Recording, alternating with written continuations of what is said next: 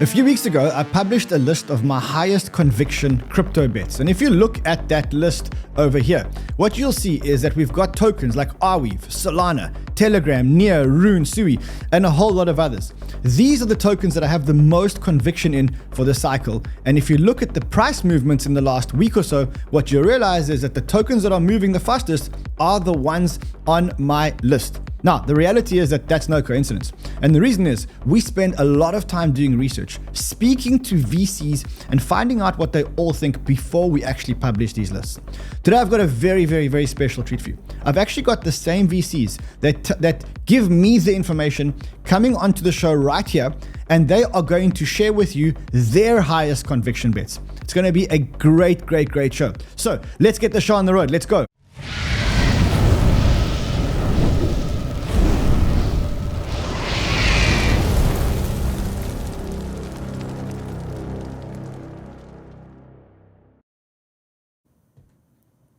You know, they say no one man is an army. If you want to be making good calls and if you want to be getting good crypto research, you need to have a good team of researchers behind you. And here at Banter, I've got like 10 researchers here that just power one of my shows. I've also got these guys speaking to the VCs every single day, finding out exactly what all the VCs think. And that is where we bring you the research from. And as I said, today I've got a very special show for you, because today what we're going to do is we've got 3 of the top VCs in this place.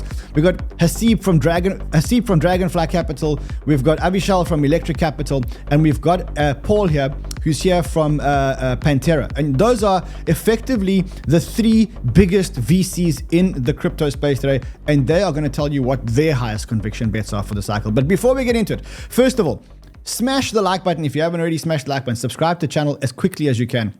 And I want to just remind you that our Friday shows are brought to you by NordVPN. Now, guys, I don't know about you, but when I read this story over here, it gave me the chills, and I really want you guys to see this story over here. So you've all used hello sign. You know that whole hello sign? Well, hello sign is actually owned by Dropbox.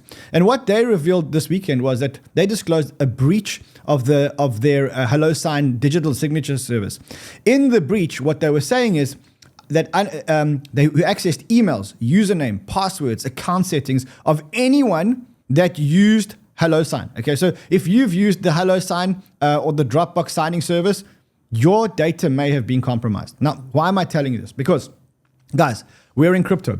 We're surfing these sites every single day. We want to remain anonymous. If our computers get hacked, they're going to take our money. You need to make sure that you're protected. And the best way to protect yourself is to use a NordVPN. Now, there's a good reason why you need to use NordVPN. There is a link below. Just click this link and get yourself a VPN.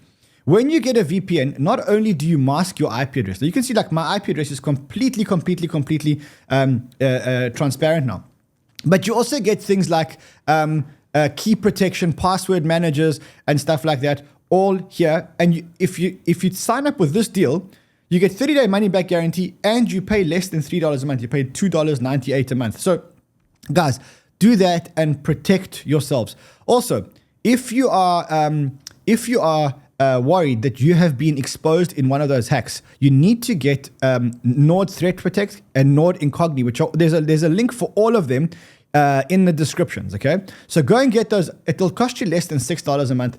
But number one, you remove yourself from all these spam databases. You remove yourself from all these unwanted databases. You protect yourself from all these websites that are malicious and could hack your wallets and your keys. And of course, you make your surfing completely anonymous, which is exactly where you want to be in crypto. All right, guys, now that the formalities are out the way, and now that I know you're all signing up for a VPN, go ahead, do it. I'm going to wait. So just as we were getting bored, the market decided to actually wake up this week. And I think the big question for everyone is whether this is the beginning of a proper bounce and we've had enough chop and we've been chopped up enough, or whether this is just another fake bounce and we're going to go back into that choppy zone like we do every year after the halving, and we're going to go there. And I think to start that discussion, I'm going to bring in our guests. And I must warn you, ladies and gentlemen, I have to warn you that today I have a very special panel for you guys. I have 3 VCs. I ask you that you be very kind to them, because in this cycle, VCs are getting killed. The public perception of VCs is absolutely getting destroyed. But these are the good guys. These are 3 of the good guys. Guys, welcome and welcome back. I guess we were discussing earlier in the waiting room that this cycle, it has become that the VCs have become like the most hated the ones that are getting rebelled against, and as part of this revolution. Are you guys feeling that out there? Hasib, are you feeling it out there? I just feel love. I just feel every time I go on Twitter, I feel a bear hug of love. Well, I mean, what do you think it is? Why do you think that all of a sudden, and I mean, is it all of a sudden that people are that retail investors are kind of rebelling against the horrible VCs? Well, it's always a function of which VCs, right? It's generally speaking, every cycle there's crappy VCs who end up kind of doing the very low quality projects, the pump and dumps, the super low float type stuff, and those things are not good for retail investors. There's like some specific things that are happening that I think piss people off. And then there's the general phenomenon that there's been this sentiment that, hey, this VC coin thing where VCs back this technology project and they invest very early and then it goes live at a multi-billion valuation and retail doesn't get to participate in any of it. There's a sense that, okay, maybe we should just jettison this whole game and instead just invest in meme coins. And there's no pre-sales, there's no insiders, or maybe there's a team or something, but there's much fewer insiders who own supply of this thing. And maybe this whole story about technology and creating a better internet or creating a better crypto financial rails, maybe it's all bullshit. And why do we even buy into this game to begin with? So I think that's the narrative. And it kind of shows up, as ฎ𝗲𝗏 was saying, it kind of shows up every cycle, but it does feel like it's particularly strong this cycle. The sentiment of like, hey, we're kind of over it. Can I throw something at you? And maybe this is a thesis for it. But generally, when I think about a traditional VC outside of crypto, I think about a VC that's taken a position in a company and waited for 3, 4, 5, 6 years before they get like any kind of opportunity for liquidity. And I don't see really any opportunity for those kind of VCs to dump on retail investors because the path to get to the NASDAQ or the path to get to liquidity is quite a long path. But in crypto, I see a different path. I see a company raising today at a $10 million or $20 or $30 million valuation, and that's usually taken up by the VCs.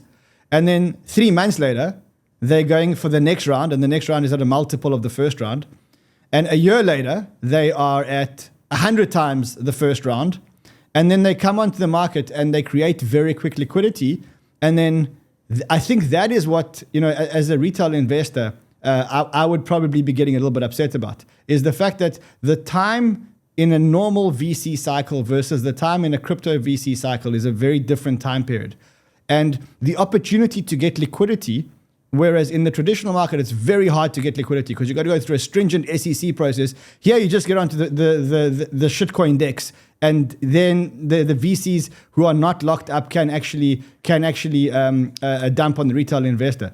So, I mean, do you not think that might be where the frustration comes in? When you look at this is what I meant when I said it really depends on the VC, right? So you just described, a project that basically takes seed funding, goes to quickly raise a follow-on A, follow-on B, have huge multiples, launch on a DEX, and then the VCs dump immediately, okay? Nobody who's on this show, like none of the VCs that are really doing this at scale in Silicon Valley, we all have massive lockups when we invest into any of these projects. Usually for us, it's 4-year end-to-end vesting. When we invest in a project in the early stages, they're building some real shit. They can't go from a seed round to having a token live in less than a year, right? So the people who are investing in the stuff that, most of the time when we invest in a project, it's multiple years before they turn what they are building, which is some unique technology, into something that can actually launch a token.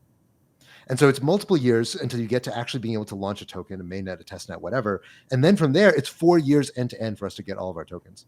And for most of these situations, people know what our addresses are. So we can't just go in and start dumping day one because everyone's going to be like, oh my God, this VC that's supposed to have confidence in this project is all of a sudden dumping everything. So it's really the kind of low integrity, fast money VCs, or VCs, quote unquote, who are investing in stuff that's flipping day one on a DEX. There's no lockups. They're dumping on retail. That kind of stuff just doesn't happen. And if you're talking about the really successful projects, right, the 100Xs like you described, those projects, if you think about the Uniswaps and the Solanas, these things generally are very hard to build. They're very, very rare. Most of the things that you invest into as a VC do not become 100Xs. If it did, I don't know, we'd be we'd be making way more money. We'd all be retired. So no, most things that you invest in don't make it. Most things you invest in, startups are hard. Most startups fail. And so the few startups that do end up becoming these really big success stories, like the Uniswaps, the Solanas, the Monads, the Avalanches, they're hard technologies to build. They take a lot of time. Let me ask you. I mean, you guys have all got amazing funds with amazing reputations. Every single one of you. I mean, we've got. I think I don't think you can get a better panel of VCs here. What's your success rate? Like, if I would say to you, like, I know none of your funds are very, very old, except maybe 𝗓𝗘𝗟𝗓 is like the oldest fund here. But what is your success rate? And let me define success for you. Success is how many projects do you believe you've invested in that you haven't been able to get your money back? So let's not worry about the ones that actually. How many did you not get your money back on? See, everyone's gone quiet here. So I think Vishal, maybe. Go for it, Vishal. Well, I'm just thinking the problem or the challenge or the opportunity is it takes a while to know, especially in crypto, right? It's just like if you manage your capital well as a company, you may not have a lot of traction, but if the founder keeps going for 3, 4, 5 years, they might hit the next crypto upcycle and then it works. So let's take sort of one of my favorites as an example, obviously, and nothing I say or anybody here says. Nothing's financial advice, obviously, but take something like Near. Yeah, I know.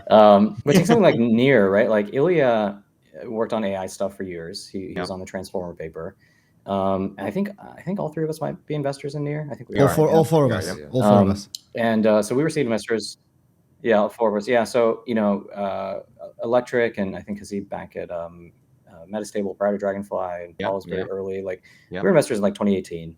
Only in like 2024 did that thing really kind of like find its footing, right? So it took 6 years for that thing to even work. So to your question of like, there are a lot of people in 2021 that are like, this thing's dead. Like it's just never going to work.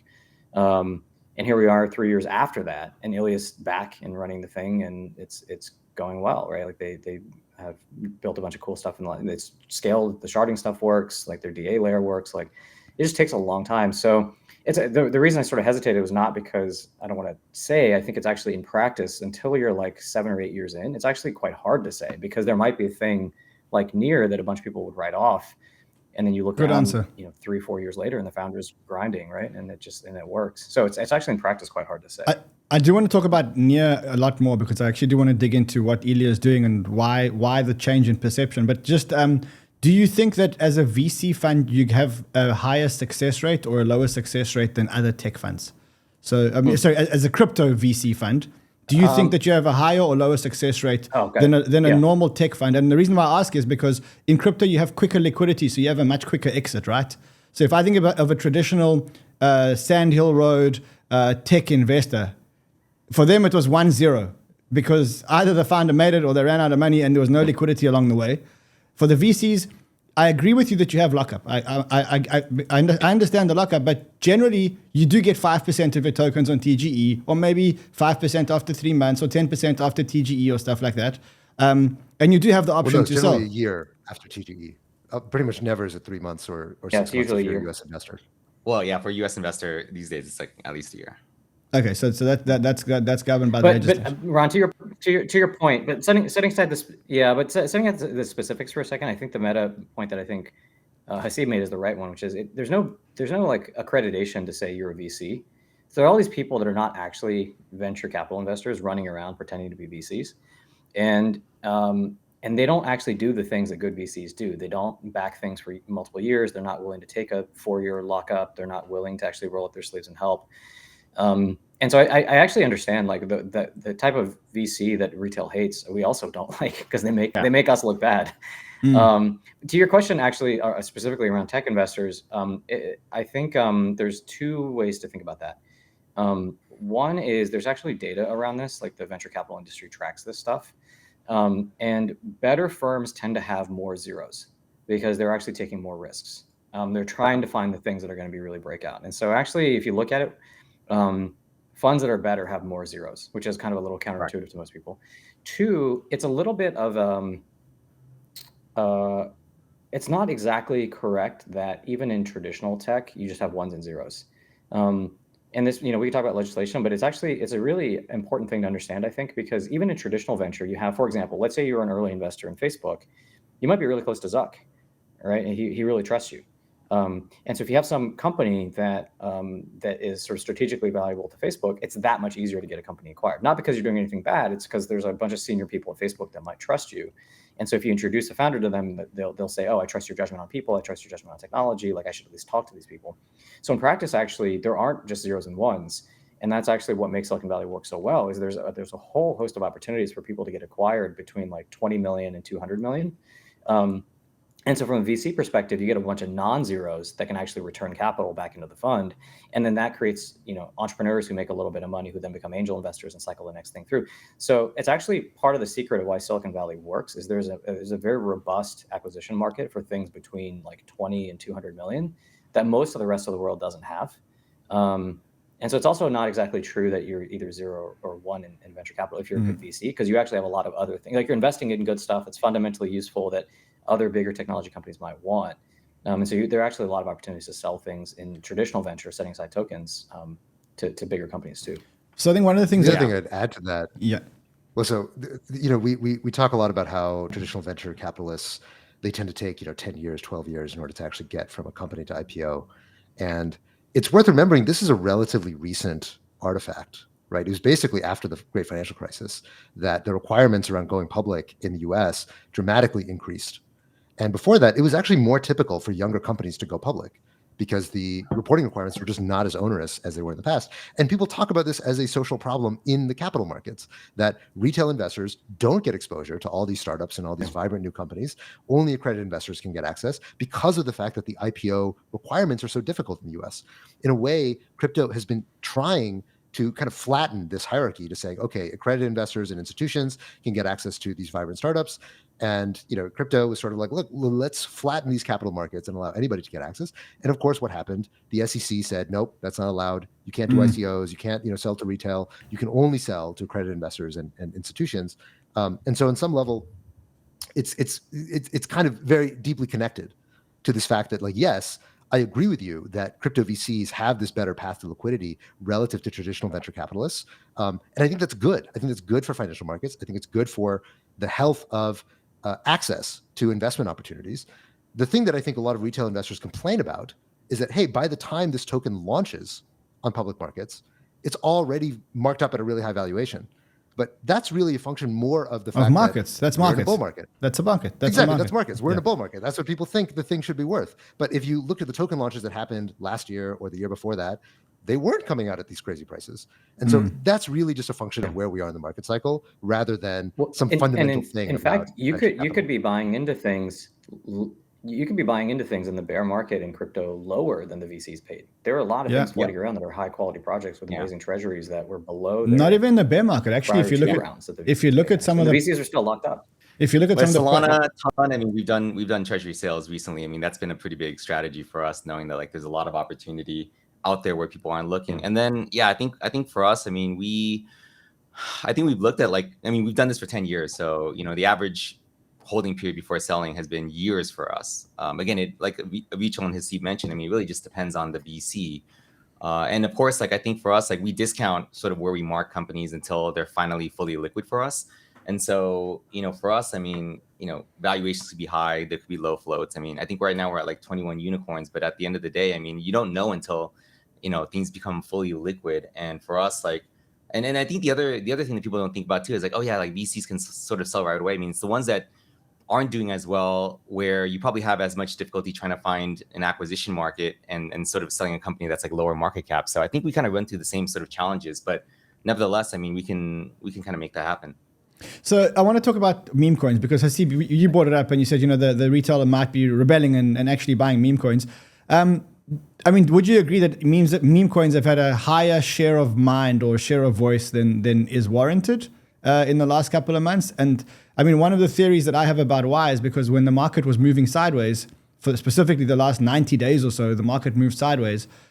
We needed dopamine, and we weren't finding dopamine on the Solanas and the Near protocols and all the big protocols. And so where do we go to get our dopamine? Well, we go to, we go to pump.fun and we create Roaring Kitty with hat and Roaring Kitty without hat and Roaring Kitty with, I don't know, with dog and no dog. And, that becomes the meme coin meta. How sustainable do you think it is? I mean, and is it going to be here are these meme coins going to be here for the next part of the cycle? Paul, maybe I'll start with you. Yeah, I think meme coins are going to be around. I think it's going to be similar to venture, where it's really based off. I mean, it's not every meme coin is going to. I think it's nice to be able to have folks, kind of create a meme coin, create a narrative around it, and maybe it's something around elections, maybe it's something else. But like at the end of the day, I mean, it takes a lot, whether it's a meme coin or a project, to continue to sort of engage and bring utility. And maybe something like this certain dog coins out there have been able to do that, to rally folks around certain initiatives and really sort of keep that narrative going, and even have maybe like a purpose, or maybe even have like laughter around it. So I do think it's going to be similar to venture, where there's a few meme coins that just continue to sort of stay and kind of continue that narrative and find different ways to sort of iterate. But most meme coins are just going to go to zero. So I have a different theory, and I'll open up to you guys. Yeah. But my theory is as follows. Like if I look at any project in crypto, you specifically need three things. You need technology, you need casino, which is dopamine, and you need religion or community, however you want to call it, right? Now, when I look at like a project like Starknet, and I think Starknet's a great example, because they have great technology, but they have zero casino and they have zero community. So, I mean, like for me, that's the way I see it. They may have the best technology in the world, but they have zero casino and zero community at the moment. Meme coins are coming in from a different point of view, and they're saying, look, naturally, because we're meme coins, we're part of the casino, so we've ticked the casino box. We've ticked the community, if we get a community, we may get the community box. But then I looked at the meme coin market and I said, hold on a second. How many meme coins have survived as just being simple meme coins for more than 1 or 2 cycles? And the answer is that I came up with is 0. So you may say, okay, well, Doge is a meme coin and it's been here for multiple cycles, but actually Doge is not a meme coin. Doge is a payment platform that may or may not be integrated into Twitter. And right now the probability that it's going to be integrated is valued at a certain number of billions, which is the market cap of Doge.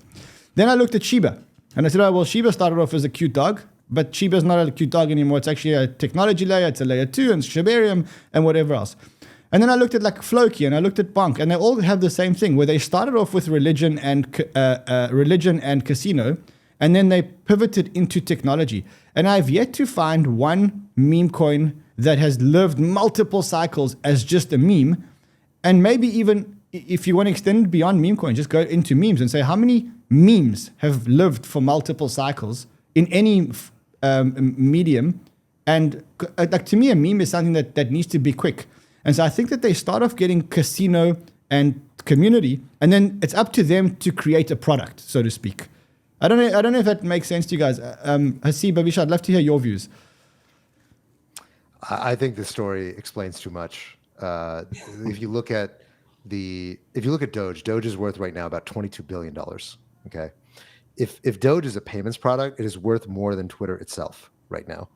So yeah. There is absolutely no way that Doge is being valued as a potential payments integration in Twitter.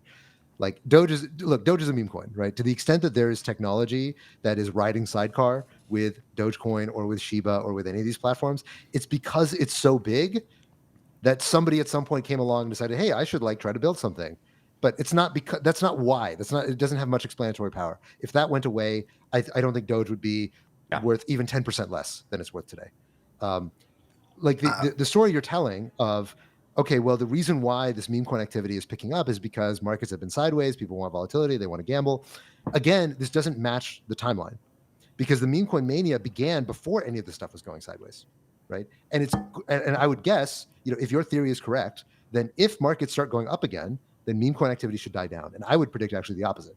But that's what happened. But that's what happened yesterday. So will also go up. So I'll show you something actually very interesting. So this is the performance of the coins in the last 48 hours. So when the market started to recover, what you can see is that the AI coin started to recover, the DEX coin started to recover, and all of that, and the meme coins actually started going down immediately.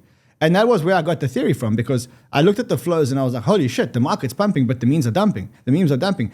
Maybe people are saying, hold on, if quality starts pumping, what do I need to play the memes for? I mean, look, it's not a bad explanation, but that is n=1 of an example of like, something happened in the market and you're trying to tell a bigger macro story about it. Like in reality, if you remember Doge, right, which was the primordial meme coin that we can all kind of look to as the real pattern across cycles of how meme coins behave, Doge more or less pumped in line with the market. And there are times when Doge pumps idiosyncratically relative to the rest of the market, right? Obviously, there's these kind of retail-driven events that draw attention to meme coins. But for the most part, meme coins are very pro-cyclical. What we're seeing right now with respect to all the demand around this meme coin carousel, right, where you have Pump.Fun, a new meme coin every single day, and a new meta, that is what's really new. The meme coins themselves being a part of the market, that's as old as the hills. That's been around forever. Okay, so whether it's Doge, whether it's Shiba, let me throw this at you guys. You guys all are VCs. You guys all have amazing funds. You're probably the leading 3 funds in the crypto space. Can you guys holding any meme coins on your books? Like, I mean, can you put your hand on your heart and go to your investors and say, look, guys, we like Ton, therefore we bought Resistance Dog because we just thought it was a good proxy. Or I don't know, we like Base and therefore we bought Based Brett. Like, I mean, is it a reality that funds are putting or would put meme coins on their balance sheet? We don't. Yeah, we don't either. Paul does. Paul's nodding. We don't. We've explored it, but we don't currently. Yeah, I think that it's kind of like NFTs too, right? It's sort of, I think most of them, it's just so hard to fundamentally value. Like, how do you put a discounted cash flow against that, or how do you say like this is the market they're going after? It's very hard to value these things, and if you can't value them, then you're kind of speculating and you're gambling at that point, and that's not really what we're paid to do. I also think, for what it's worth, a different lens on this is, if you look at the global gaming market, it's something like $300 billion a year of spend goes into like mobile games and video games. It's a lot of money. There's a lot of revenue sitting there. And this is just like real money games in my mind. Like, I don't think it's people have now an outlet to be able to play with people all over the world and play with real money. And that's compelling. And so I think it's both pro-cyclical because that's what draws people in, but it's sort of one of these things that's like, it's going to go up and then it'll plateau and maybe go down a little bit and then it'll go up. But like the actual overall trend, I suspect, is going to be up and to the right in terms of the industry. I don't think any particular one is going to survive because it is a meme, but in aggregate, I think this whole phenomenon actually is going to be around for a long time. Yeah. So if I as a venture investor, what that might mean is like, go ahead. You're saying as a venture investor, what that might mean is what that might mean is you might choose to invest in something like a Pump.Fun. You might invest in the platform that is the thing that lets that happen, right? The game platform, you might sort of say you could invest in. But I think investing directly in the memes is okay. So you took us there. Are you guys making any investments in meme coin infrastructure like a Pump.Fun? I mean, are there any other investable, like we kind of know what Pump.Fun does. We looked at the fees this week in terms of if you look at the annualized fees, you're probably talking about $150 million this year if you can annualize. I don't know if that's real and if it will be annualized. But I mean, what other platform is there?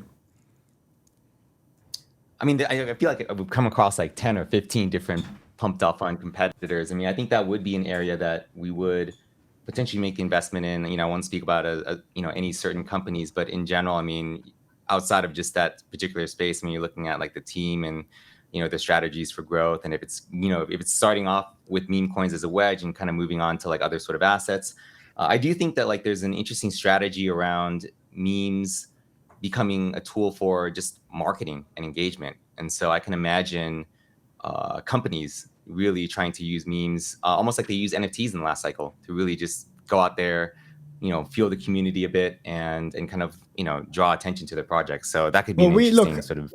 I mean, to be honest, we did that. And I want to just share some results with you guys. We decided we're going to launch a meme coin.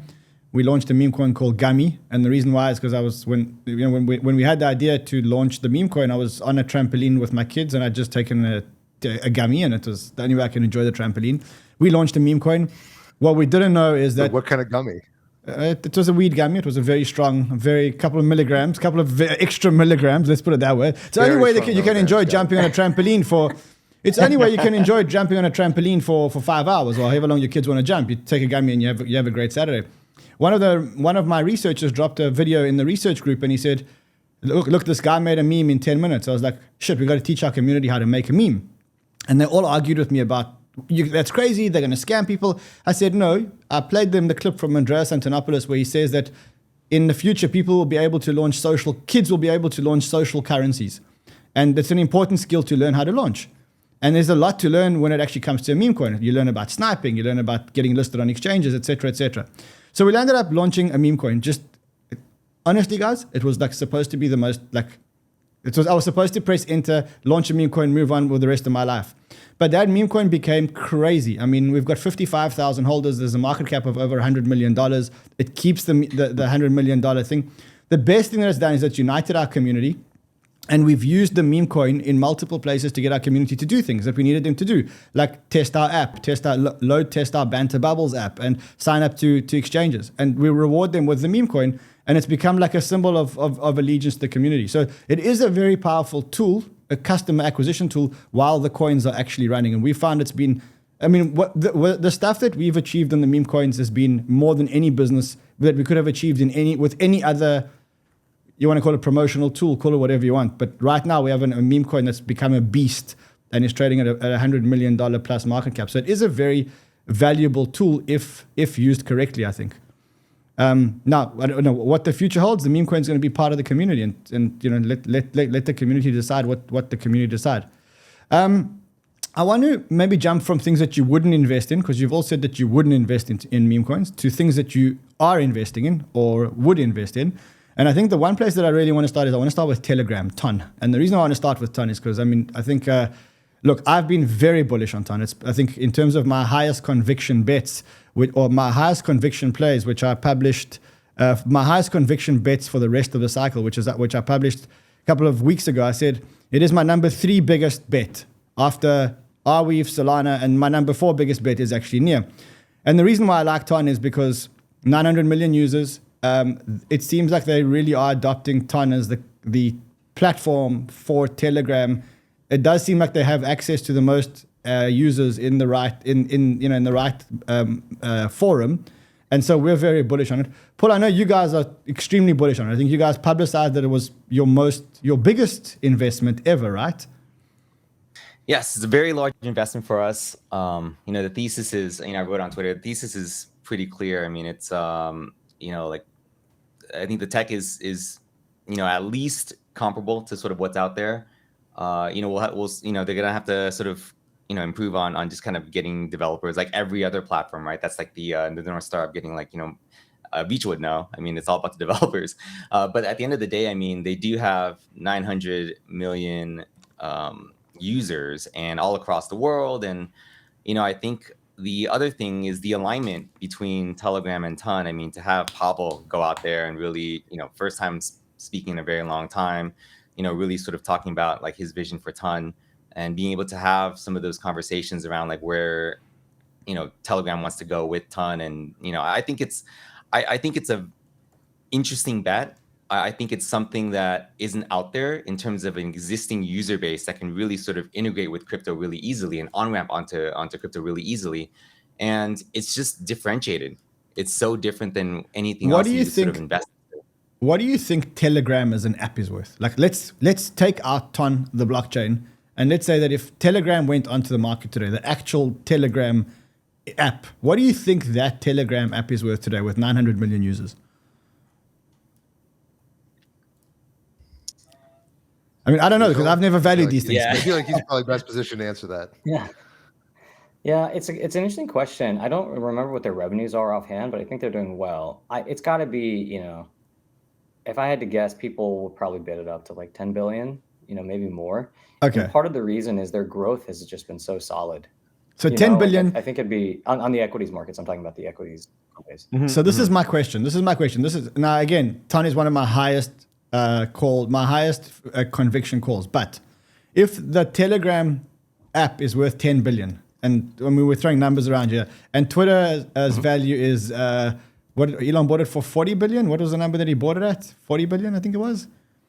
Yeah, I mean, I think everybody marked it down to like 20, 25. So I think it's been marked down. Okay, so now I look at the fully diluted valuation of the TON chain, and that's 34 billion. So this is where I struggle a little bit, and I say, hold on a second. The app is worth 10 billion. The chain is worth 34 billion. I would imagine that off the record, on the record, off the record, but actually on the record, but actually off the record, and the founders don't own a big part of the chain officially. So now I start asking questions. If the app without the blockchain is worth 10 billion, if I took the app away, I guess the blockchain would be worth nothing, right? Because then you could just go to Solana, Sui, Say. I mean, there's so many blockchains out there. Do we feel that by adding a blockchain to an app, we are 5xing the price of the ecosystem? I think that's my question here. Shouldn't you be answering that? Yeah. It's your like highest conviction bet, right? I mean, it's not only my highest conviction bet; it's also Paul's highest conviction bet. I need to know this because I'm shitting myself that hold on, I can't make the math add up, but instinctively it sounds good. I have a theory for this. Yeah. Okay. I have a theory for this actually. So, okay, so if you think about, we talked about zero interest rates being really challenging, right? Because where do you put your money if you're making zero interest rates in treasuries? And so what it does is it puts everybody out on the risk curve. So you start taking more and more risk. And then the way that then gets expressed in the markets is that PE ratios go up. Like for each dollar of cash flow that a company is able to produce, you're willing to pay more today for it. And so the way that gets expressed like in the stock market is PE ratios go up. So instead of it being a 15 or 20 PE ratio, then the stock market's at like a 30 PE. So part of my theory on like why there's always this disconnect between token valuations and US equities valuations is that the marketplace participants that are participating in the crypto markets are operating from a very different set of premises. Like one, they're often in regimes that are not just zero interest rate, they're like negative 10% interest rate. Like if you hold your money, you're losing 10% a year relative to dollars, which is how goods and services in the world are priced. Two, you don't have access to the US equities markets. So it's not like you can take your money and go buy Apple or Tesla or something like that. In a lot of these places, you actually have not that many great options in terms of equities markets in general. And three, it's like, what other options do you have, right? Like, where's your money going to go? So this is like the most accessible place to potentially get some sort of an instrument that might appreciate or might actually give out cash flows. And so if you sort of reason through it, it's like, it's not crazy actually that people would, in effect, for some amount of cash flow, be willing to pay a much higher PE, right? Like the rates that they're willing to pay are much, much higher. And so I don't think it's crazy that actually some of these valuations relative to, if you have a token network that makes $1 billion a year and distributes that out to the token holders versus a company that makes $1 billion a year to give out to the shareholders, I think the token network that makes $1 billion a year would have a higher FDV than the company that's listed on the US market that makes the same dollar amount because of this reason. Now, does that mean Con should be worth something or not be worth something? I don't know. I don't know if it's worth 30. I don't know if it's worth 3. I don't know if it's worth 300. I have no idea. But I think if you were to compare two equivalent things, the token network would end up being worth way more because of marketplace participants. Yeah, I think the way we're thinking about it too is, again, like access to global markets. And in addition to that, it's a platform that, again, other apps are going to build on top of that. There's likely going to be like enhancement of like transaction flow. So, it's more than just an app. It's actually a platform where there's a lot of other transactions that are happening. So I think you could underwrite to a higher valuation than where the equity could sort of lie. So what you're saying, if I'm hearing you correctly, what you're saying is Elon Musk should launch Twitter chain urgently, and he could maybe get 4 times the money back that he invested in Twitter. He could just get it back from just launching a platform which allowed everyone. Well, so hold on. I think we need to do a little bit of mental math here in order to check these numbers out, right? So first of all, when you launch a chain, okay, so you look at Telegram, you say, oh my God, it's 30 billion FTV. The reality, of course, is if Elon Musk were to launch his chain and kind of following the norms of crypto, Elon Musk would probably have about 20% of the value of whatever that network would be, right? Or sometimes less than 20%. And so you have to discount it by 80%, first and foremost, okay? Second, when you're looking at the FDV of TON, that FDV of 30 billion, whatever it is including a bunch of tokens that are not yet issued or used. They're sitting in a treasury somewhere and they may be used at some point for something, but they don't actually, in some sense, exist yet on the market. And this is sort of analogous to a company that has unissued shares, right? They've approved these shares for usage, but they'll only actually be issued if the company feels that it's in the best interest of all shareholders, right? So for example, I might issue it to a new employee, but that employee doesn't exist yet. But in case a new employee comes along, I might give them those shares. The difference is that these are guaranteed to be issued. and if the network stays up, and the company shares are not guaranteed to be issued. So the company shares is at the discretion of a board, and these are just emitting on time or on a vesting schedule. You know what I mean? So it's like, well, no, but these are ultimately at the discretion of the token holders. The token holders can go decide, we are going to cancel that inflation. We're going to withdraw those assets that are in the treasury. We're going to burn the assets in the treasury, right? And many protocols have done that. So it's not that different from a board that has unissued shares, where they have full discretion at the subject of the token holders to decide what to do with those assets. They can also decide to double the supply that's unissued, right? They can say, you know what, we're going to create more tokens than the current max quote unquote supply because there's stuff we want to do with it that we think is valuable to the network. This has also happened in various token networks. So none of these things I think should be accounted for as comparable to the current value of the network. So it's just looking at an FTV number, I think it's tempting to say, aha, this is like the enterprise value of Twitter. But it's not really the same kind of thing. You have to look underneath that valuation and try to understand what is the composition of this number to really come up with the apples to apples. But no, I think it's likely that if Elon Musk launched Twitter Chain, which to be clear I think is crazy, but if he did, it would probably have a higher FTV than Twitter. But that doesn't mean that Elon Musk would make more money from that thing than he would have in his ownership of Twitter. Okay, fair enough. Okay, so let's move on. So I think Telegram we've covered. I think another one which we're all bullish on, and I'm specifically looking at the ones that we're all bullish on at the moment, is Near Protocol. I mean, look, I looked at their usage stats. The usage stats have gone through the roof. Vishal, maybe you want to just walk us through why all of a sudden the market is becoming so bullish on Near. And I mean, Near is a token that's really had a tough time. If you look at I'm going to quickly take you to the price of Near, and you look at the price chart of Near. It's been a real roller coaster for investors. I've been invested, I think, since very early. And I must say, it's been an absolute roller coaster because, I mean, it went up as high as $21 in the last market, but then it came down back to 80 cents or something like that, I remember, in the bear market. And now it's trading back at around $8. So keen to hear what happened between here and here, or here and here, which got us back to $8. What is the market like about this? Vishal, maybe I'll give us one to you because I know that you're I think three things. Yeah, we're close to those guys. We were seed investors back in the day, 2018. I think three things happened. So one, the market generally came back. So there's just market beta, right? Like Bitcoin's way up, ETH is up. So that happened. Two, there was an AI meme cycle. And so a lot of people said maybe AI plus crypto is a thing, and they looked around and they said, well, what's substantive? And it turns out 𝗟𝗢𝗓 is by far the most substantive. He's literally on the transformer paper that invented large language models. There's nobody more substantive in crypto than 𝗟𝗢𝗓 on AI. And so then there were a bunch of funny memes that sort of started to spread. Like if people remember the Jensen Touch meme, which was hilarious, because he was invited to give a talk with Jensen Huang, the CEO at NVIDIA, and some of the other folks that were on that paper. And then the side effect of that, which actually, Ron, I think harkens back to what you were talking about, is it sort of became a little bit of a meme, but then people started paying attention and they said, wait a second, like the technology here is real. Like sharding actually is the right way to scale blockchains. And this thing had uptime, and there's actually real developers here and they're building stuff. And so people actually were paying attention, and there were actually little pockets of development, things like Sweatcoin that were building and had real users and millions and millions of downloads. And so when people started paying attention, they said, okay, well, maybe this thing is real. And so now I think it's starting to tip into this, like, well, actually, maybe this is like a Solana. Maybe this is like an Ethereum. Like there's real developers here and there's real use cases and things like chain abstraction. Like, why do I care what chain my stuff is sitting on? I should just be able to have assets across all of my chains, and my wallet should be able to control those things. And, oh yeah, I should be able to scale with sharding, and like that shard doesn't need to talk to that shard. And oh yeah, like DA that's really cheap makes a lot of sense. Like once people start sort of digging in a little bit, So where do you think? Where do you think? Come for the meme, stay for the technology. Yeah. So okay. So I agree with you. Where do you think that Near is a superior blockchain to, for example, a Solana or maybe one of the other competitors? Where do you think that Near actually wins? And then what makes it, other than the meme of Ilya and the fact that he is such an AI person, what makes it? And like maybe let's ask the question.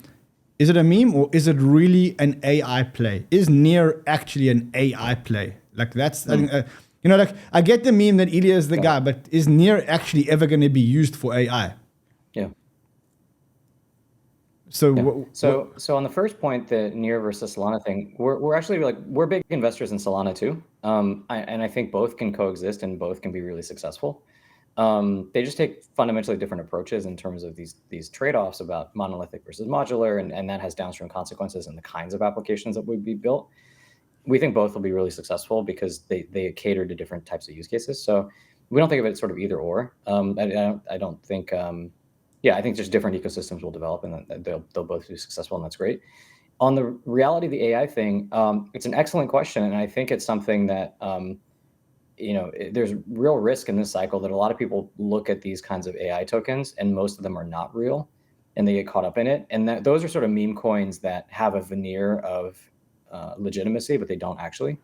In Near's case, I think what they're doing is they are trying to hone in on the kinds of things that actually you do need crypto for. So, for example, data labeling is a thing that a lot of AI products need. Like, you need humans to look at data or crowdsource data and get that data to you somehow so that you can train these models. And the Near folks actually started prior to the Near blockchain. They were playing around with how to acquire this kind of data, and one of the founders, 𝗟𝗔𝗡𝗧, is very deep on this. And so they're actually building tooling and apps and encouraging an ecosystem of people around data labeling, because it turns out small micropayments to people all over the world is a really, really great use of blockchain. And so if you could build tooling where people can crowdsource data and bring data in to train AI models, then actually the Near rails to be able to pay people are really, really useful. So they're being pretty smart about how do you identify these kinds of pockets of real usage that really need crypto plus blockchain, and actually investing in those via the foundation, like actually trying to encourage those parts of the ecosystem. How long that takes to happen, TBD. I don't think it's going to be fast. I don't think it happens in the next 6 months. But directionally, I think if anybody's going to figure that out, it's probably Ilya and Alex. So you pretty much like when you invest in a company, you're pretty much betting on the team to say, look, they're going to pivot this thing, they're going to keep developing this thing, etc. Paul, I see you nodding. I think you guys are also investors. Anything to add on Near, or can I move on to the next one? Oh, let's move on. Yeah, all right, so let's move on to Ethereum, because I really want to talk about Ethereum. Like, I've been holding my Ethereum bag since just after ICO. I think they're $6 or $8 or something like that. I don't even remember the number, but it was very low. I feel like I'm a comrade. I feel like I've been there from the beginning. I feel like it's like, but the bags are getting quite heavy. Like, especially when I look at them relative to a Solana or relative to a Near or relative to, I don't know, everything else. It just feels like Ethereum is maybe not performing as well this cycle. And then I look at that relative to my thesis around Ethereum, and I kind of go, okay, look, ETH has got TVL, has got the most tooling built around it. It has got the most vibrant VC infrastructure, but it is an unusable chain.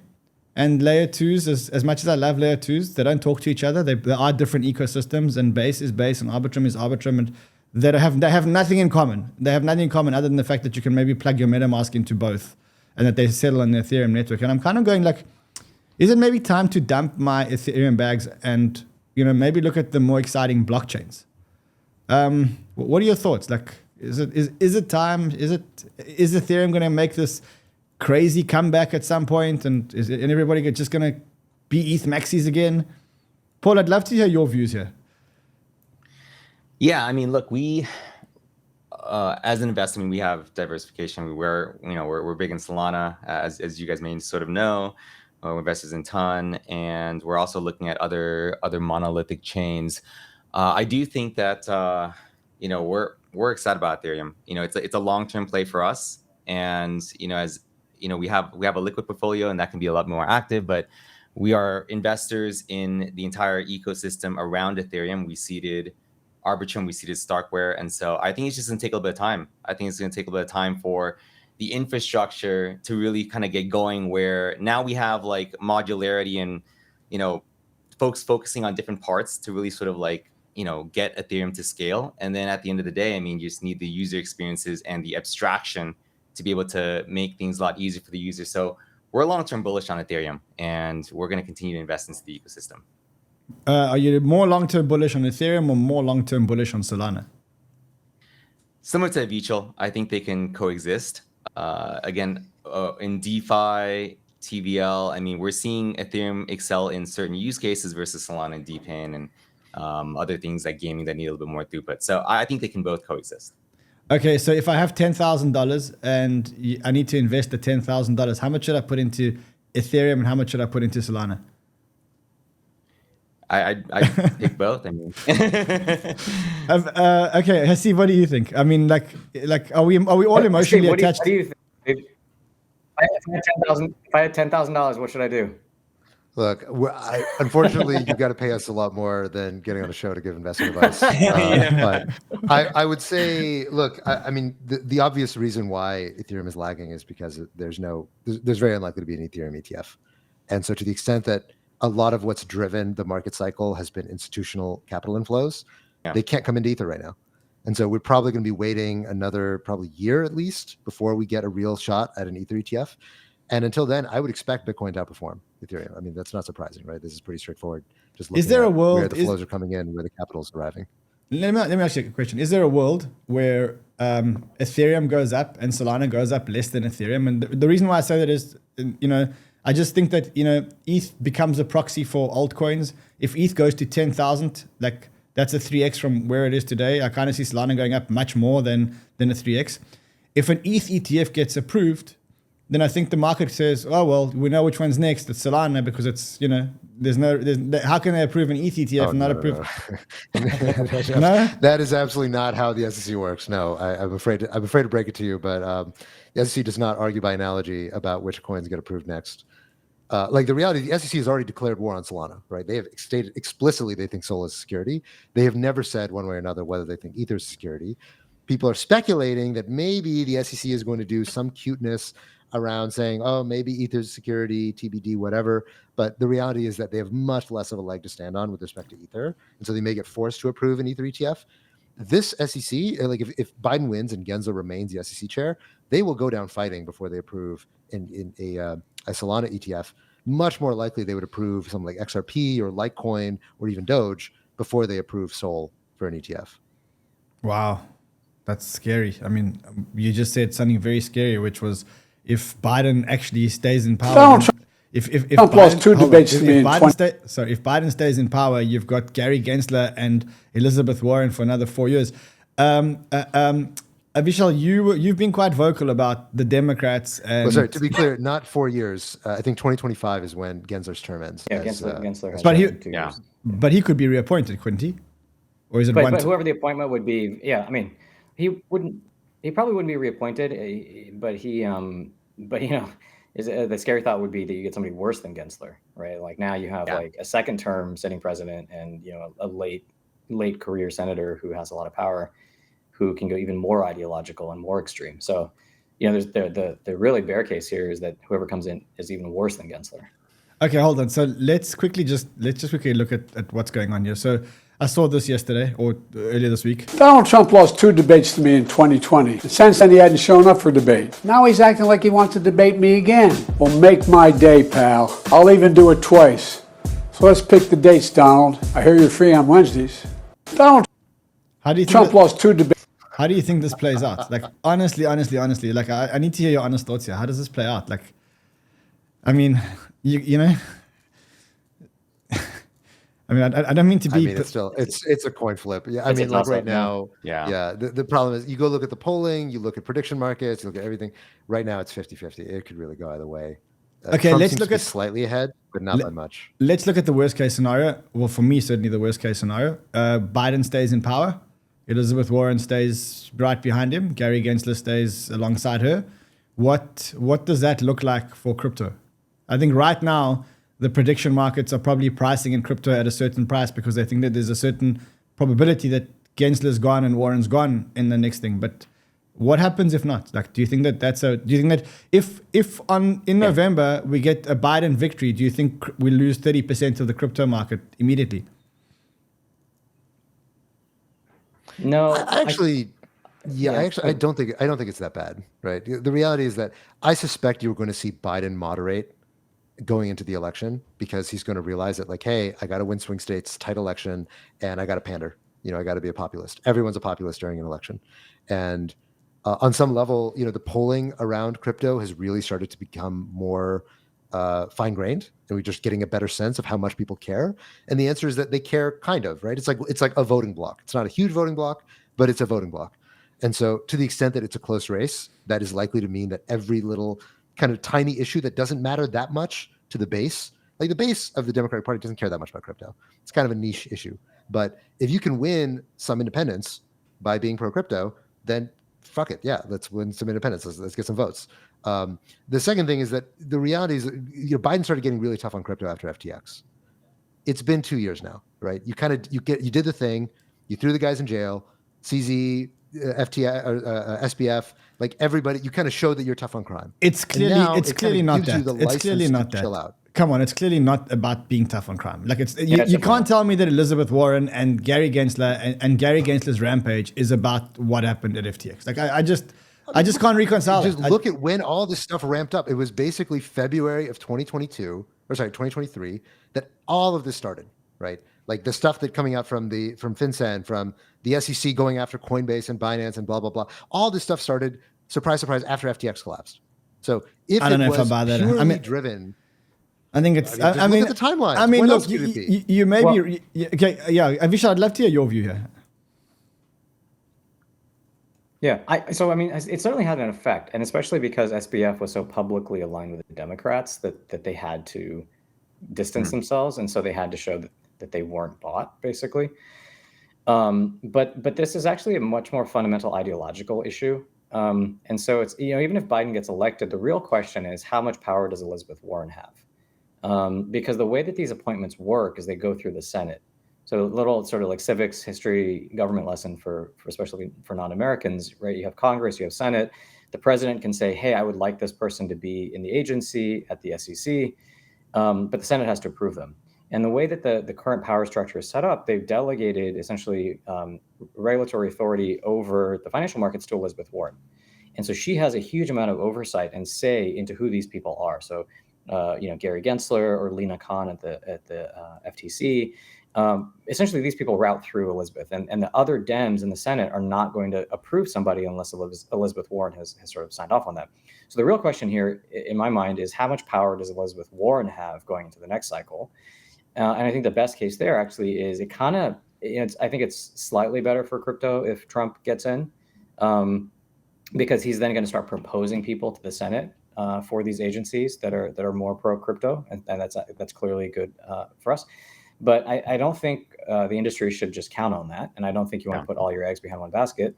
And so I think in parallel, what we're doing and what a lot of others are doing is trying to find the places in Congress where you can go in and win. And so if you look at, there's just a vote in Congress around SAB 121, which is a very sort of narrow, archaic, guidance from the SEC that has a very sort of bad set of downstream consequences. Specifically, what it does is it makes it very hard for large-scale custodians and banks and broker-dealers to participate in the crypto ecosystem. And so the SEC has made it very, very, very challenging for some of these legacy TradFi businesses to hold any Bitcoin on the balance sheet or to participate in these markets. There's just a vote in Congress. It'll go to the Senate. We'll see what happens. But in Congress, 21 Democrats voted with all of the Republicans to overturn that guidance from the SEC. And so it got through Congress. And now it's going to go to the Senate. So the lesson here actually is, I don't think, the president is a sort of a one-shot deal, and that's important. But actually the ground game of who wins in Congress and who wins in Senate is even more important, because that's where the laws get made. And so you can move upstream of the SEC. The SEC's job is to regulate. Their job is to try to interpret the rules and enforce them. And the real game is, can we just get the rules changed? Can we just put and codify into the law that crypto is going to be treated fairly and equally with these other assets? I agree, but I do think that the head of the SEC here has got a big hand to play, and whoever's pulling the strings of the head of the SEC is, like, what's going on at the SEC now, I think we can all agree, is irrational. Like, it's not rational what's going on here. It's, especially not from an ex-MIT blockchain professor. You were an MIT blockchain professor, and it seems like you hate crypto all of a sudden. Paul, anything to add before we go? I think we got like 1 more minute. Anything to add around? Yeah, no, look, I think this is, they'll all have an effect, and I actually agree with the Vichel that like there's a lot of other stuff underneath that's probably going to have even more of an effect. But I think for us, like, whether Trump or Biden wins, like, I think crypto is going to be fine. It may take a little bit of a detour here and there, but like we're pretty excited regardless of what happens here. I mean, but like inside of you, do you want Trump to beat Biden? Like, I know, like when you think about your LPs and you think about your shareholders and you think about your investment, I mean, when you think just about that, who do you want to win? I think Trump is a bit more favorable, I think, for most crypto folks. But again, it is what it is, and we'll deal with what happens. Yeah. Guys, listen, it's been amazing having you here. I could probably carry this on for like 3 hours and still be having a lot of fun, but we do have to go for today. So I just want to thank you guys again for, high alpha show, high intellectuality in the show, and I really loved it. So thank you so much, and of course, we'll see you guys again on Banter. To the Banter fam, we're going to see you guys again on Sunday doing another show, a meme coin show, but it's a very different meme coin show. We're actually going to discuss the psyche behind meme coins and stuff like that. So, we'll definitely see you. You will see you then. Until then, I guess what we can say is trade well, farm well, and I'll see you guys on Sunday.